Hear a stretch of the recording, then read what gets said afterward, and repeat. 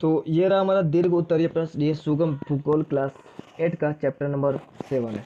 तो यहाँ पे पहला नंबर क्वेश्चन पर जनसंख्या संरचना का विस्तृत विवरण देना है। तो किसी देश की कुल जनसंख्या में स्त्री, पुरुष, बच्चे, युवा, प्रौढ़ और काम करने वाले तथा काम नहीं करने वाले लोग शामिल होते हैं। ये सारे जनसंख्या में शामिल होते हैं। इनकी आयु, संरचना, लिंगानुपात, कार्यकारी एवं निर्भर जनसंख्या, साक्षरता दर इत्यादि विशेषताओं को सम्मिलित रूप से जनसंख्या संरचना कहा जाता है। इनकी आयु, लिंगानुपात या फिर जो साक्षरता दर हुआ, ठीक है, ये सारा मिलाकर जनसंख्या संरचना कहा जाता है। ये गुण देश के आर्थिक विकास एवं रूप को प्रभावित करते हैं। अगर ये गुण जिस देश की जनसंख्या में होंगे, वो जो देश है वो अच्छा खासा डेवलप होगा। उदाहरण के लिए बांग्लादेश एवं जापान अति सघन बसे देश हैं, परंतु जनसंख्या संरचना के गुणों में अंतर के कारण जापान आर्थिक रूप से अधिक विकसित देश है और जनसंख्या संरचना का अध्ययन उसकी गुणवत्ता को जानने में मदद करता है। परंतु यहाँ पे बोला जनसंख्या संरचना के गुणों में अंतर के कारण जापान आर्थिक रूप से अधिक विकसित देश है, लेकिन यहाँ पर बांग्लादेश में एवं जापान में अति सघन दोनों जगह पे ज़्यादा जनसंख्या, लेकिन जनसंख्या संरचना के गुणों में अंतर के कारण जापान जो है वो आर्थिक रूप से अधिक विकसित है, चूँकि वहाँ के जो लोग हैं, जनसंख्या है, उसमें गुण है, ठीक है, अच्छे गुण और जो भी साक्षरता गुण होता है, टेक्निकल नॉलेज होता है, ये सारे जो भी है वो सब कुछ होगा। दूसरा नंबर, जनसंख्या परिवर्तन की व्याख्या भारत के उदाहरण के साथ करना है। तो जनसंख्या परिवर्तन किसके कारण से आता है, उसके भी कई कारण है, लेकिन भारत के उदाहरण के साथ बात बोला। वैसे यहाँ पे बोला है 2013 में मानव की जनसंख्या विश्व में लगभग 7.2 अरब हो चुकी थी। जनसंख्या का यह आकार एक लंबी अवधि के दौरान हुआ है, ठीक है। जनसंख्या के आकार में यह वृद्धि परिवर्तन जन्म दर, मृत्यु दर और प्रवास से प्रभावित होते हैं।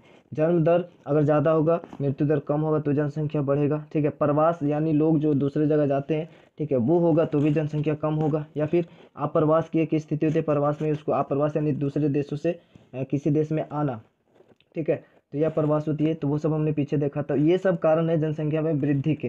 तो मृत्यु दर अगर ज़्यादा नहीं होगा तो भी जनसंख्या वहाँ पे बढ़ेगा। तो मृत्यु दर जैसे वहाँ पर का जो चिकित्सा जो शैली, चिकित्सा व्यवस्था है, वो सारे ऐसा है, ठीक है, डॉक्टरी जो भी कंडीशन है वो सारे कुछ अच्छा होना चाहिए। उदाहरण के लिए बोला 2011 में भारत की कुल जनसंख्या 121 करोड़ से अधिक था। भारत की जनसंख्या वर्ष 1901 से 21 के दौरान काफ़ी धीमी गति से बढ़ी है, ठीक है। बढ़ी है क्यों?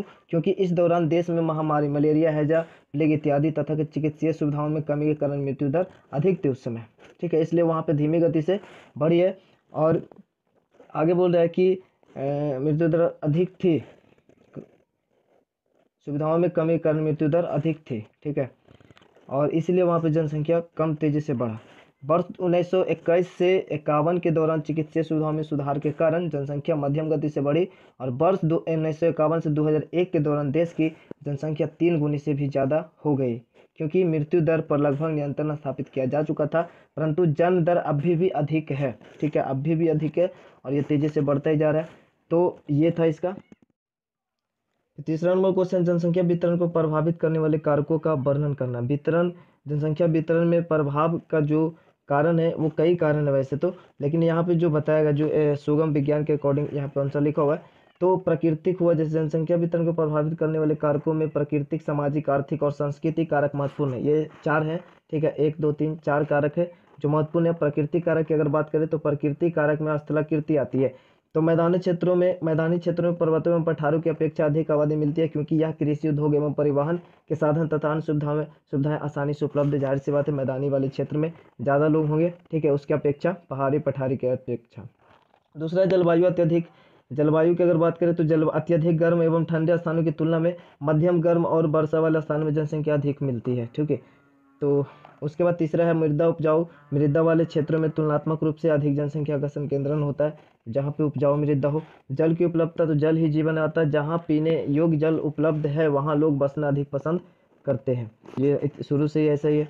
उसके बाद 5वां नंबर क्वेश्चन है, संसाधन, खनिज एवं ऊर्जा संसाधन के क्षेत्रों में अधिक लोग रहते हैं, विश्व के सभी खनन क्षेत्रों के निकट आबादी अधिक मिलती है। 5वां नंबर है संसाधन, तो जहाँ पे संसाधन अधिक होंगे वहाँ पे लोग भी अधिक होंगे। खनिज एवं ऊर्जा संसाधन के क्षेत्रों में अधिक लोग रहते हैं, विश्व के सभी खनन क्षेत्रों के निकट आबादी अधिक मिलती है। दूसरा है सामाजिक, तो सामाजिक दृष्टि से जहाँ आवास, शिक्षा एवं स्वास्थ्य सुविधाएं उपलब्ध है वहाँ धनी आबादी मिलती है, जैसे पुणे, रुड़की, कोटा इत्यादि, ये सारा जगह है उसके बाद आर्थिक कारण भी है, तो आर्थिक दृष्टि से रोजगार उपलब्ध कराने वाले शहरों में अधिक जनसंख्या रहती है, जैसे जैसे टोक्यो, न्यूयॉर्क, गुड़गांव, मुंबई, बेंगलुरु इत्यादि हो गया यहाँ पे, ठीक है। उसके बाद आगे है सांस्कृतिक कारण में, तो संस्कृति महत्व वाले स्थानों या क्षेत्रों में भी आकर्षण से धनी आबादी मिलती है, जैसे गया, वाराणसी, जेरूसलम, वेटिकन सिटी इत्यादि। तो ये था हमारा तीसरा नंबर क्वेश्चन। और चौथा नंबर क्वेश्चन है विश्व की जनसंख्या वितरण को स्पष्ट करना है, ठीक है।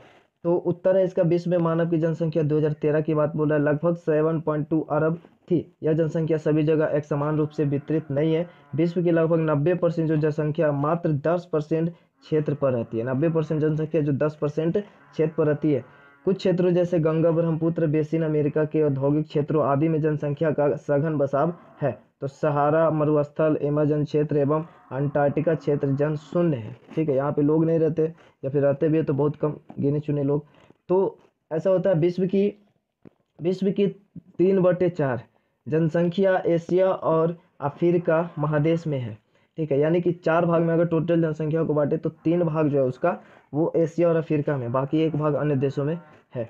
यही नहीं, विश्व के 60% लोग मात्र 10 देशों में निवासित है। 60% लोग है मात्र 10 देशों में निवासित है। आबादी की दृष्टि से भारत का दुनिया में चीन के बाद दूसरा स्थान है।